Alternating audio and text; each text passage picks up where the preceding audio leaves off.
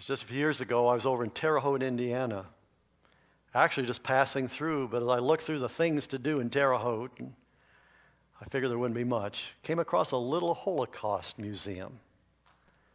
I don't know if you've ever been there. I've been to the one in Washington, D.C. twice, and it's a very sobering thing to walk through the Holocaust Museum. But this was just a little place. It looked like a reformed, remodeled church building that they'd made into a little museum called Candles Museum, C-A-N-D-L-E-S. Each became an acrostic for Children of Auschwitz Nazi Deadly Lab Experiment Survivor.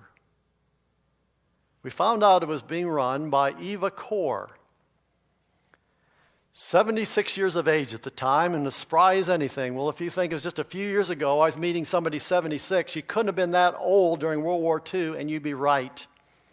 She was a child of Auschwitz, hence the name of her little museum.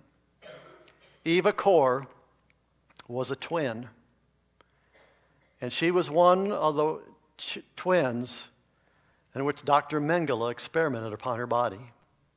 She described in her little day, and I thought she'd not even be there. I thought she's too famous for us to even see her, but no, she's there. And for the next 2 hours, just a small group sat around and listened to her describe what it was like to be at Auschwitz death camp as a 13-year-old girl. She said the first day as we got off the trains, I went to the latrine and I saw the bodies of 3 dead little children. She said, I determined at that time, I will not end up like they end up. I will survive. I will be a survivor. I will live. I will do whatever is necessary to survive this experience. On a regular basis, they would inject into her little 13-year-old body all kinds of chemicals, all kinds of germs to see what would happen. She was the test twin. The other one was the basis by which everything was measured. So she knew that if she did not survive Dr. Mengele, that her sister would also be killed because she now would be unnecessary upon Eva's death. She said, I will survive for me, and I will survive for my sister. We looked and saw the tattooed serial number on her arm as she continued to describe what it was like there. She said, on one particular day, Dr. Mengele looked at me with a big smile on his face as one of his men injected me with something I had no idea what it was.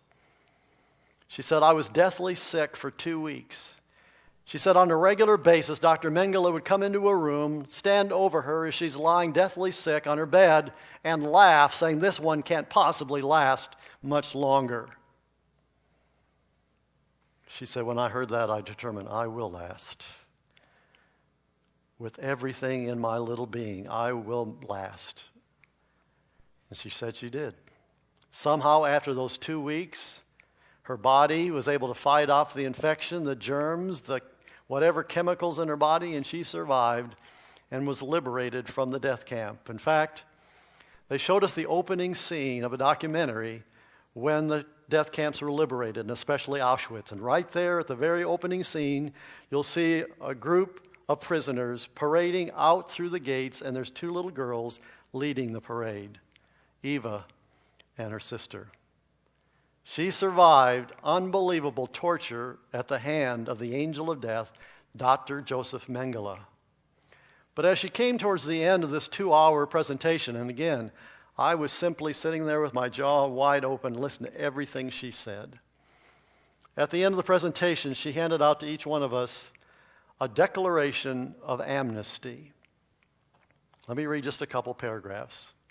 I, Eva Moses Kor, a twin who as a child survived Joseph Mengele's experiments at Auschwitz 50 years ago, hereby give amnesty to all Nazis who participated directly or indirectly in the murder of my family and millions of others. I extend this amnesty to all governments who protected Nazi criminals for 50 years, then covered up their acts and covered up their cover-up. 50 years after liberation from Auschwitz, I, Eva Moses Kor, in my name only, give this amnesty because it is time to go on. It is time to heal our souls. It is time to forgive, but never forget. It is time to simply forgive. She wrote a book that I have a copy of, Forgiving Dr. Mengele. She said it took me years, but I had to come to the place for my own sanity that I would forgive the man who did this to me. And I thought to myself as my wife and I were going through this little museum, if Eva Kor can forgive Doctor Mengele, then who do I think I am to hold a grudge, to hold bitterness against someone else who has mistreated me? It's a wonderful day today. It's a day to remember, and it's a day to forget.